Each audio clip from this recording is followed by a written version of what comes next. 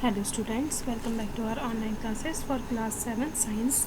Students, as we are continuing with chapter 8 winds, storms and cyclones. So now we will learn the activity 8.4.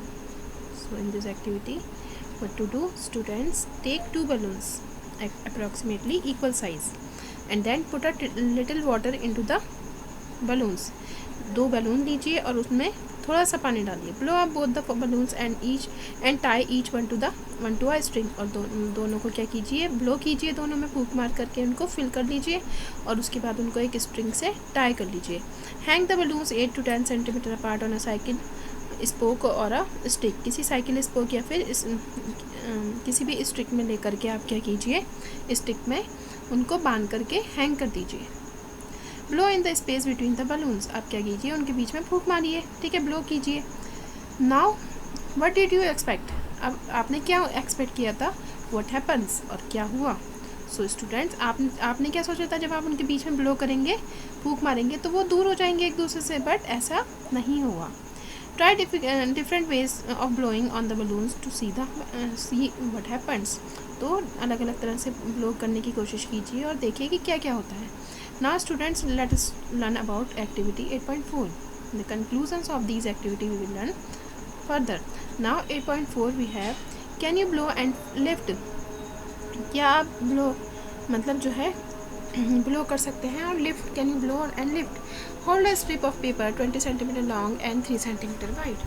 तो क्या कीजिए, एक 20 centimetre long और 3 centimetre wide जो है, मतलब 20 सेंटीमीटर लंबाई और 3 सेंटीमीटर चौड़ाई का एक पेपर स्ट्रिप लीजिए. Between your thumb and 4 finger as shown in figure. और उनको अपने थम और 4 फिंगर्स में इस तरह से पकड़िए.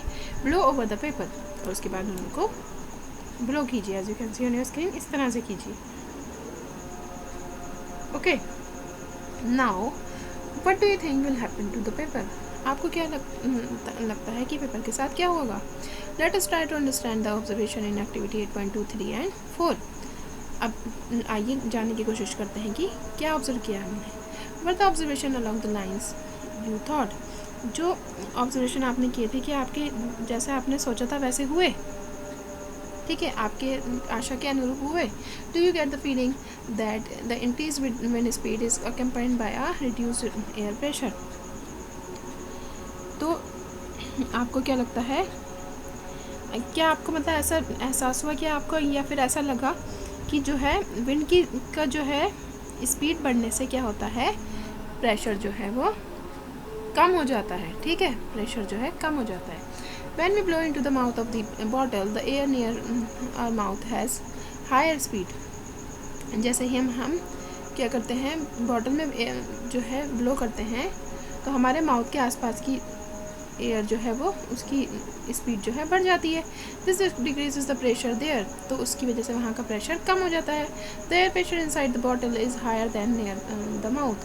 तो हमारे जो माउथ के पास जो प्रेशर है और जो बॉटल के अंदर का प्रेशर है, तो हमारे माउथ के आसपास का प्रेशर उससे क्या हो जाता है, कम हो जाता है. और इनसाइड द बॉटल जो है प्रेशर बढ़ जाता ज़्यादा होता है, हमारे माउथ के आसपास का कम हो जाता है. There the air inside the bottle pushes the ball out. तो अंदर जो एयर है इनसाइड द बॉटल, वो बॉल को बाहर धकेलने की कोशिश करती है. ठीक है, और हम उसको ब्लो करते हैं अंदर ले जाने के लिए, इसलिए वो अंदर नहीं जा पाती है. In activity 8.3 you saw that when you blow between the balloon they moved towards each other. ठीक है, जब आप क्या करते हैं, दो बलून्स के बीच में ब्लो करते हैं, फूंक मारते हैं, तो वो एक दूसरे के पास आ जाते हैं. How could this happen. ये ऐसा कैसे हो सकता हुआ होगा. This could happen if the pressure of air between the balloons were somehow reduce.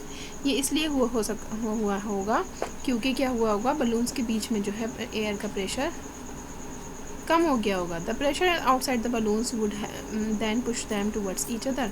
तो इसलिए एयर जो दोनों बलून्स हैं उनके बीच का एयर कम हो गया होगा, ठीक है, सॉरी बीच का प्रेशर कम हो गया होगा, और जो उनके दूसरे साइड में बलून के जो दूसरी साइड में बाहर की तरफ जो बाहर की तरफ का जो एरिया है वहाँ का प्रेशर बढ़ गया होगा। इस वजह से वो बाहर का प्रेशर उनको बलून्स को अंदर की तरफ पुश कर रहा होगा। In activity 8.4 you so that when you blue over the paper strip, और 8.4 में आपने क्या किया, आपने देखा कि जैसे आप ब्लू करते हैं पेपर स्ट्रिप को, इट वैन अपवर्ड, तो वो क्या हो जाती है, ऊपर उठ जाती है। अगेन दिस कुड हैपन, और फिर से यही होता है, if blowing over the paper reduce the air pressure above the strip. ये इसलिए होता है क्योंकि क्या होता है,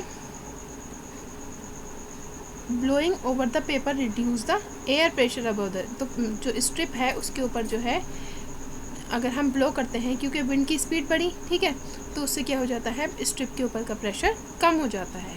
so we see that the increased wind speed is indeed accompanied by a reduced air pressure. तो हमने क्या पता लगाया इन एक्टिविटीज़ से कि जो हम जब विंड स्पीड बढ़ती है, ठीक है, तो उससे एयर प्रेशर जो है वो रियल में कम हो जाता है। Now students, let us try to understand how winds are produced, how they bring rain and how they can be destructive sometimes। आइए पता लगाते हैं कि कैसे जो है विंड कैसे बनती है, ठीक है, और कैसे ये बारिश लाती है, और कैसे ये कभी कभी विनाशकारी हो जाती है, डिस्ट्रक्टिव हो जाती है, ठीक है, इसके बारे में पढ़ते हैं। You already know that when air moves it called wind। आपको पहले से ही पता है कि जब हम विंड, जो एयर जब मूव करती है तो वो विंड कहलाती है। एयर मूव्स फ्रॉम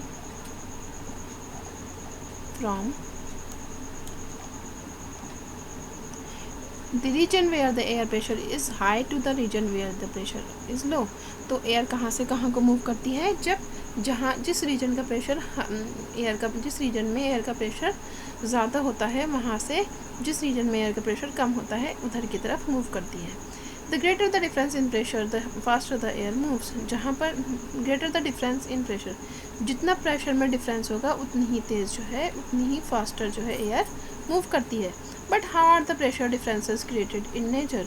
लेकिन ये जो प्रेशर में डिफरेंसेस आ रहे हैं ये कैसे नेचर में क्रिएट कैसे होते होंगे, ठीक है, प्रकृति में ये कैसे होते होंगे। Is the difference in temperature involve the, तो क्या ये इस वजह से होंगे कि यहाँ पर टेम्परेचर का भी इन्वॉल्वमेंट होता होगा, मतलब टेम्परेचर डिफरेंस भी इन्वॉल्व होता होगा।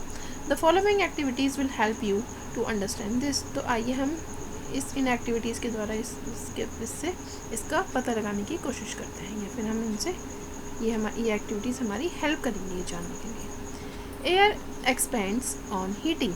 तो गर्म किए जाने पर जो है एयर एक्सपेंड होती है, मतलब फैलती है, ठीक है, इसका प्रसार होता है।